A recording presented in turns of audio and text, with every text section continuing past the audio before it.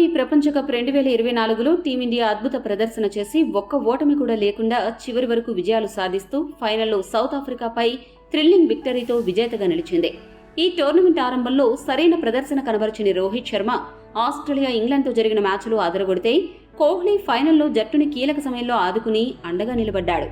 అందుకే ఇద్దరు ఆటగాళ్లు జట్టుకి రెండు కళ్లుగా పరిగణిస్తారు.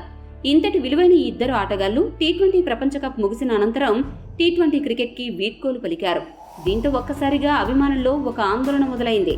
ఈ ఇద్దరు స్టార్ ఆటగాళ్లు తదుపరి ఎటువంటి మ్యాచ్లను ఆడతారు? ODI టెస్ట్ మ్యాచ్ల పరిస్థితి ఏంటి? World test championship, champions trophy వంటి మెగా టోర్నమెంట్లలో పాల్గొంటారా లేదా అని తెగ విశ్లేషణలు ఊపందుకున్నాయి. వీటన్నింటికీ తెరదించుతూ తాజాగా BCCI కార్యదర్శి జైషా ఒక ప్రకటన విడుదల చేశారు.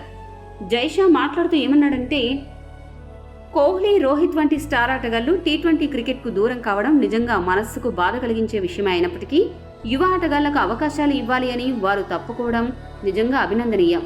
అంతర్జాతీయ T20లకు రిటైర్మెంట్ ప్రకటించిన ఇద్దరు వన్డే క్రికెట్, టెస్ట్ క్రికెట్ ఆడతారా లేదా అనే అనుమానాలు ఇప్పుడే అవసరం లేదు.